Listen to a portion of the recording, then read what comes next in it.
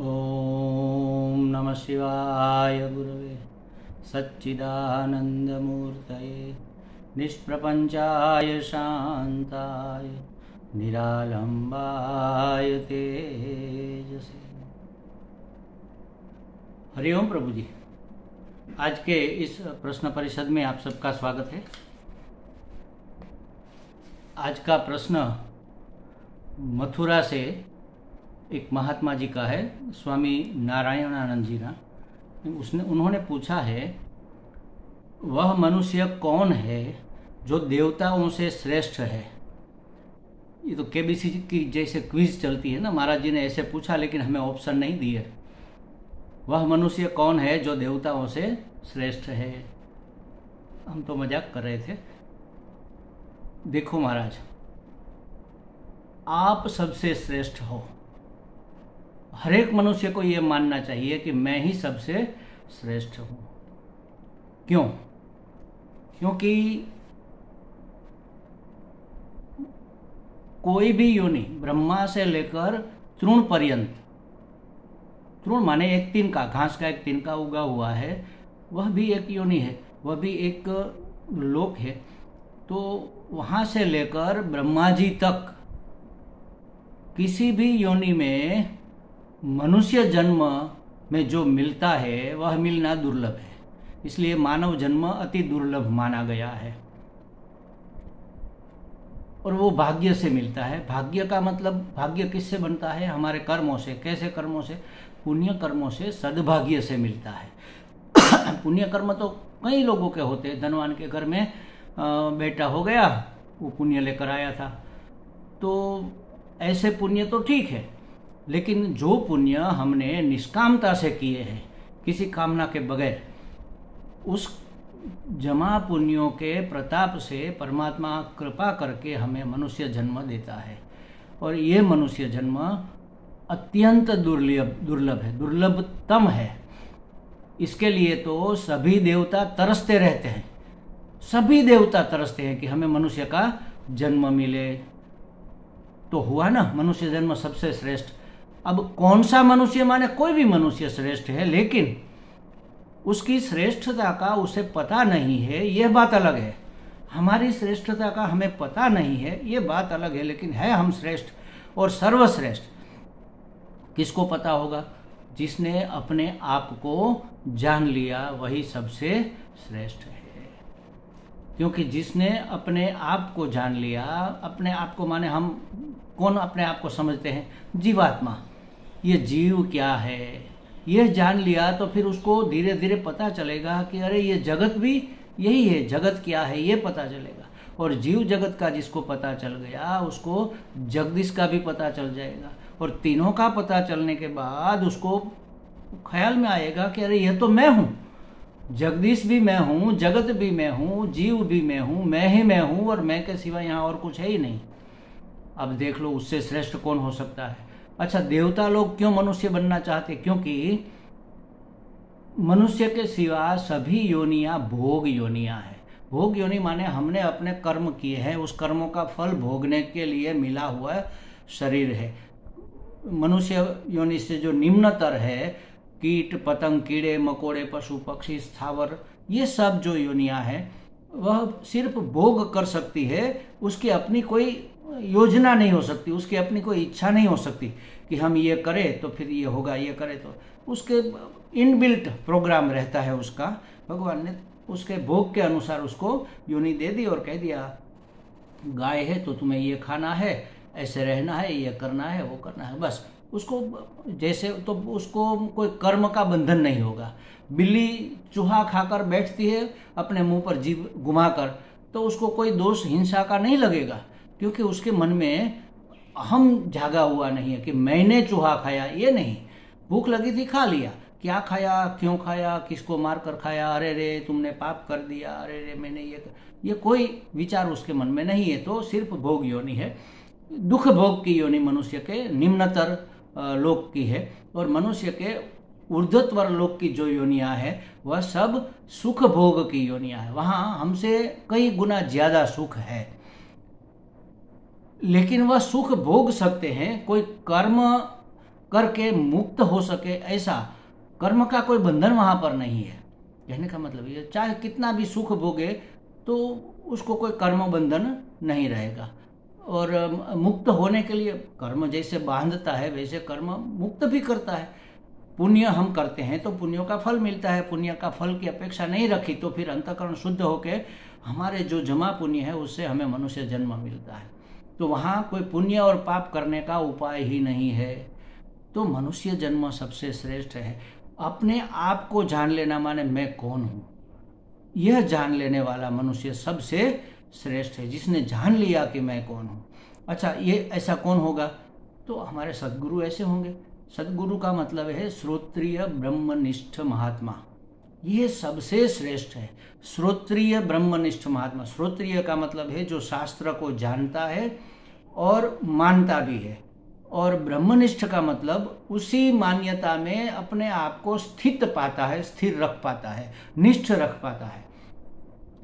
अकामतः ऐसा शब्द है उसके लिए, जो ब्रह्मनिष्ठ है उसके लिए अकामतः, उसके अंतर मन में कोई कामना कभी रहती ही नहीं, कोई कामना उठती ही नहीं, बाहर से आती नहीं, अंदर से निकलती नहीं, कोई कामना नहीं है। परिपूर्ण अपने आप को जो जानता है फिर कौन सी कामना करेगा? कोई कामना उसको नहीं रहेगी। देखो महाराज, ये तैत्तरीय उपनिषद में आनंदवली में आनंद मीमांसा दी गई है, उसमें क्या कहा है? श्रेष्ठ मनुष्य कौन है? हम किसको श्रेष्ठ मानेंगे? जिसको सब सुख मिल गए वह श्रेष्ठ। अगर वह श्रेष्ठ नहीं होता तो सब सुख उसको नहीं मिलता, कनिष्ठ होता तो कम सुख मिलते, बिल्कुल कम ही मिलते। जिसको सब सुख मतलब आनंद ही आनंद जिसको मिल गया वह सबसे श्रेष्ठ माना जाता है। श्रेष्ठता का तारतम्य तैत्तरीय उपनिषद में शंकराचार्य जी महाराज ने, उपनिषद में ही श्रुति ने दिया है, फिर इसके ऊपर बहुत बड़ी व्याख्या की है स्वामी शंकराचार्य जी ने, आदि गुरु शंकराचार्य जी ने। उसमें क्या कहा है देख लो। एक मनुष्य, हमारा जो आनंद है, हमारा जो सुख है, हमारे में सुखी से सुखी आदमी कौन होगा?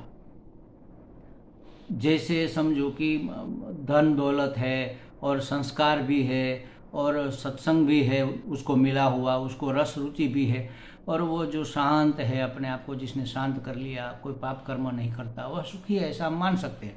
तो उसके लिए शास्त्र में एक बहुत सुंदर उदाहरण दिया कि एक युवक, नवयुवक, युवक इसलिए कि वह सब भोग भोगने के लिए सक्षम है, देख सकता है, सुन सकता है, खा सकता है, खाया हुआ पचा सकता है, युवा है तो सब भोग भोगने के लिए उसकी इंद्रियां सक्षम है। और वह भी कैसा? साधु स्वभाव का पुरुष। साधु स्वभाव माने सज्जन पुरुष, दुर्जन नहीं। दुर्जनता होगी तो मन में उत्पात रहेगा, सुख में कमी रहेगी। साधु स्वभाव का नव युवक और शास्त्र पढ़ा हुआ, वेद पढ़ा हुआ, मतलब कि उसको पता है क्या करना चाहिए और क्या नहीं करना चाहिए, सब जानता है तो फिर उसको कोई भय भी नहीं होगा। साधु स्वभाव का नव युवक, वेद पढ़ा हुआ, अत्यंत आशावान, मतलब कभी निराश न होने वाला, अत्यंत दृढ़ और बलिष्ठ। युवान तो है लेकिन बीमार है तो ऐसा नहीं, अत्यंत दृढ़, स्वस्थ और बलिष्ठ हो, और उसको धन धान्य से परिपूर्ण सारी पृथ्वी का राज्य मिल जाए, निष्कंटक राज्य समझो, एक देश का नहीं, सारी पृथ्वी का, और दुष्काल ग्रसित नहीं, धन धान्य से लदी हुई और निष्कंटक राज्य, कोई दुश्मन भी नहीं, ऐसा राज्य मिल जाए, उसे एक मानुष आनंद कहेंगे। इसकी मात्रा दी गई, देख लो सबसे श्रेष्ठ कौन है। एक मानुष आनंद उसको कहेंगे। तो हमारा कहाँ रहेगा? 0.00001 में रहेगा हमारा आनंद। तो हमसे तो कई गुना आनंद, समझ लो कि हमसे 100 गुना आनंद उस नवयुवक को होगा जिसको निष्कंटक पृथ्वी का राज्य मिला है, नवयुवक है, सुदृढ़ है, बलिष्ठ है, ज्ञानी है, आशावान है और साधु स्वभाव का है। ऐसा युवक हमसे 100 गुना ज्यादा आनंद को प्राप्त करेगा। और वही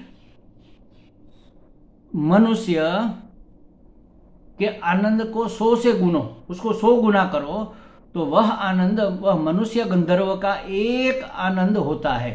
मनुष्य गंधर्व, मनुष्य से जो गंधर्व योनि में गए, मनुष्य गंधर्व, दो प्रकार के गंधर्व होते हैं, मनुष्य गंधर्व और देव गंधर्व। तो मनुष्य गंधर्व को उस युवक से 100 गुना आनंद मिलेगा। अच्छा, उस मनुष्य गंधर्व को जो आनंद मिलता है वह आनंद तो अकामतः श्रोत्रिय को भी मिलता है। देख लो, 100 गुना, उस युवक से 100 गुना जो आनंद मनुष्य गंधर्व को मिलता है वही आनंद वैसा का वैसा एक श्रोत्रिय ब्रह्मनिष्ठ साधु को मिलता है, महात्मा को मिलता है। अकामतः, जिसको कामना अब पीड़ित नहीं करती है, मतलब ब्रह्मनिष्ठ, जो ब्रह्म में निष्ठ है और श्रोत्रिय भी है, शास्त्र पढ़े हुए ज्ञानी भी है, और जिसने साक्षात्कार कर लिया है, ऐसे इससे महात्मा को वह आनंद सहज ही मिलेगा, कुछ किए बगैर ही मिलेगा। अच्छा, उस मनुष्य गंधर्व से 100 गुना आनंद देव गंधर्व का है। उस देव गंधर्व के समान आनंद भी इस अकामतः श्रोत्रिय ब्रह्मनिष्ठ महात्मा को मिलेगा। देख लो, उससे 100 गुना, देव गंधर्व का भी 100 गुना पितृगण का आनंद है, और उस पितृगण का आनंद जितना होता है उतना आनंद कुछ किए बगैर अकामतः श्रोत्रिय महात्मा को मिलेगा। श्रोत्रिय ब्रह्मनिष्ठ महात्मा को कुछ भी किए बगैर वह आनंद तो उसको भी मिलता है। अच्छा, वो जो चिरलोक निवासी पितृगण है उससे 100 गुना आनंद आजान देव को मिलेगा। पितृगण जो आनंद प्राप्त करते हैं उसको 100 गुणों, तो वह आजान देव को वह आनंद मिलेगा, और वही आनंद अकामतः श्रोत्रिय ब्रह्मनिष्ठ को कुछ किए बगैर भी मिलेगा। उस अजान देवता से 100 गुना आनंद कर्म देवता को मिलेगा। कर्म देवता का आनंद उससे 100 गुना होगा। उस कर्म देवता माने अग्निहोत्रादि कर्म करके जिन्होंने देव पद प्राप्त किया है उसको मिलेगा। तो उसके आनंद के जितना आनंद तो कुछ भी किए बगैर अकामतः श्रोत्रिय महात्मा को मिलेगा, श्रोत्रिय ब्रह्मनिष्ठ महात्मा को मिलेगा। अच्छा, वो कर्मदेव का जो आनंद है उससे 100 गुना आनंद होता है देवताओं का, सहज देव का। तो देवताओं के आनंद के जितना आनंद तो अकामतः श्रोत्रिय ब्रह्मनिष्ठ को वैसे ही मिलेगा। देवता के पद तक पहुंचने के लिए देख लो कितने यज्ञ याग आदि अश्वमेध आदि 100 यज्ञ करो तभी इंद्र का पद मिलता है, थोड़े कम रह गए तो फिर दूसरे देवता का पद मिलता है। सब पद ही है। जैसे आजकल होता है ना, सरकार में एक गृह मंत्री है, एक संरक्षण मंत्री है, ऐसे ये पद है। तो देवताओं के आनंद के अनुसार तो उतने जैसा आनंद तो कुछ भी किए बगैर अकामतः श्रोत्रिय महात्मा को मिलेगा। और देवताओं के आनंद से 100 गुना आनंद है इंद्र का, और इंद्र के आनंद जितना आनंद भी श्रोत्रिय अकामतः महात्मा को मिलेगा। इंद्र से 100 गुना आनंद है बृहस्पति का। बृहस्पति के आनंद जितना आनंद तो श्रोत्रिय ब्रह्मनिष्ठ महात्मा को वैसे ही मिलता है। और बृहस्पति से 100 गुना आनंद है प्रजापति का। वो प्रजापति के जितना आनंद तो कुछ भी किए बगैर श्रोत्रिय अकामतः महात्मा को मिलता है। और प्रजापति से 100 गुना आनंद है ब्रह्मा जी का। और ब्रह्मा जी से ज्यादा आनंद किसी को नहीं वैसा, और कुछ भी किए बगैर वही आनंद श्रोत्रिय ब्रह्मनिष्ठ महात्मा को मिलेगा। ये श्रोत्रिय ब्रह्मनिष्ठ महात्मा पुरुष है। पुरुष माने पुरुषार्थ करने वाला, स्त्री पुरुष की बात नहीं है, और मनुष्य है। अब इससे श्रेष्ठ मनुष्य कौन होगा देख लो। सभी देवताओं से श्रेष्ठ अकामतः श्रोत्रिय महात्मा है, जिन्होंने शास्त्र को ठीक से जान पढ़ लिया, समझ लिया, जान लिया और मान भी लिया, और साधना करके शास्त्रों की ज्ञान तपस्या करके जिन्होंने अपरोक्ष अनुभूति कर ली और उसमें टिक गए, उसमें स्थिर हो गए, ब्रह्मनिष्ठ हो गए, तो ऐसे श्रोत्रिय ब्रह्मनिष्ठ सदगुरु को सबसे ज्यादा सुख है, सबसे ज्यादा आनंद है, सब प्राप्त है। क्या नहीं है जो उसे प्राप्त न हो। तो सभी देवताओं से यह महापुरुष सर्वश्रेष्ठ है, इससे श्रेष्ठ कोई नहीं होता। इसलिए कहा कि सदगुरु की शरणागत हो जाओ, उसके चरणों में अपना सिर रख दो, उसकी आज्ञा के अनुसार अपना जीवन व्यतीत करो, उसकी गाइडेंस के अनुसार, मार्गदर्शन के अनुसार साधना करके उसी के स्थान पर पहुंच जाओ। एक विवेक चूड़ामणि में आदि गुरु श्रीमद शंकराचार्य जी ने उदाहरण दिया है कि पारसमणि जो है, हम अपने गुरु को कौन सी उपमा दे, तो उसने सोचा चलो पारसमणि की उपमा देते हैं, क्योंकि पारसमणि लोहे को सोना बना देता है। नहीं नहीं नहीं, ये उपमा तो बहुत कमतर है। पारसमणि तो लोहे को सोना बनाता है, लोहे को पारसमणि नहीं बनाता। स्वयं पारसमणि लोहे को छूकर सोना बना सकता है, लेकिन उस लोहे को पारसमणि नहीं बना सकता।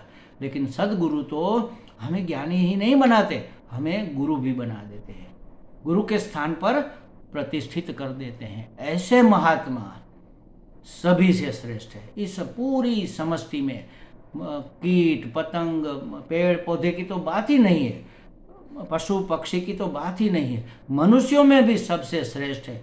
मनुष्य तो ठीक है, ये जो 12 सीक्वेंस इसमें तैत्तरीय उपनिषद में बताए ना, 12वें स्थान पर है वह श्रोत्रिय महात्मा, सबसे श्रेष्ठ। अब गुना करके देख लेना कितने जीरो लगते हैं उसमें।